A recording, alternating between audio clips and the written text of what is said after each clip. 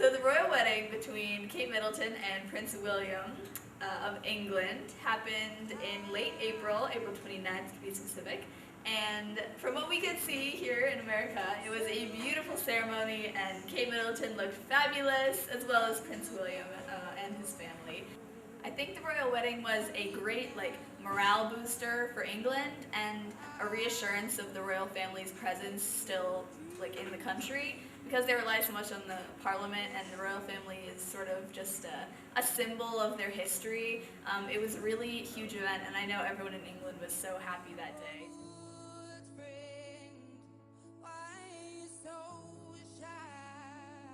So in March, an earthquake of about 9.1 magnitude hit Japan just off the coast, and it created a number of huge tsunami waves which killed over 15,000 people.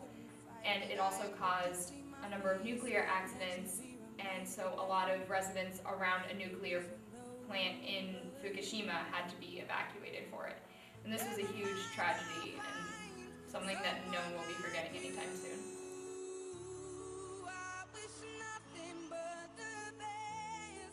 On May 2nd, a team of U.S. Navy SEALs raided Osama bin Laden's compound in Pakistan and killed him. This was a significant blow to Al-Qaeda, who we've been fighting for probably the last 10 years. President Obama considered the assassination of Osama bin Laden as a huge victory for the U.S., and several iconic photographs have been taken of Obama and his administration watching the footage. The assassination of Osama bin Laden has raised many significant questions about the legal and moral implications. In July 2011 in Sweden, a 36-year-old male had his trachea replaced, but this trachea, basically, they took a plastic mold of his original trachea, took stem cells from his hips, and grew the trachea. And I find this as a huge advancement in scientific research.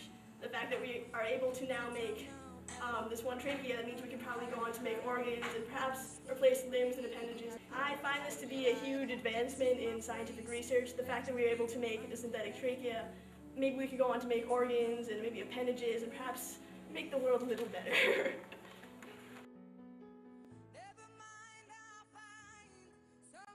Last year, scientists at NASA found water on Mars, which is an incredibly big deal because water is one of the fundamentals for life on other planets. And if there is if there is water on Mars, then that means that there could also be life.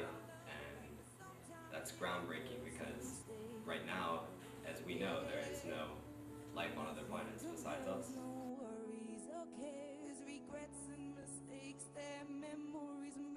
Ever since Citizens United versus FEC, which is the Supreme Court case where the Supreme Court basically ruled that money is free speech and that you can spend as much of it you want, there's been this sort of backlash that's come out of it, which has been the Occupy protests all over across America.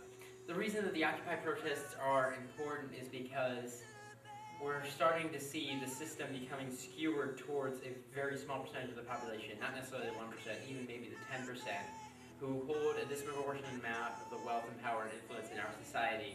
And I think the only way to change a system that so disproportionately focuses on that small percentage of the population is for there to be wide-scale protests and to have lots of people taking to the streets so that the government cannot ignore the fact that the masses don't support a system that only benefits the few. After a very eventful Arab Spring with uprisings in Tunisia and Egypt, the Libyan people realized that they really were not going to put up with the oppression that they had faced from the Gaddafi regime for decades. And they launched one of the biggest revolutions that the world has seen in a long time, which ultimately ended with Gaddafi being killed this October. It was the talk of the Arab Spring, and it really shows how when people band together to go for a common goal, and they really want something, it can get done. If something is unjust and people believe it's unjust and they work together to fight against it, they can really do anything. I think that's why the Libyan Revolution was so important.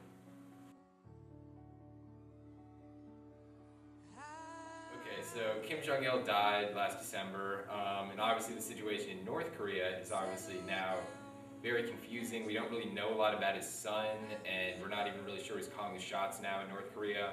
And they're a nuclear-armed country in a pretty unstable location, so yeah, it's something to worry about.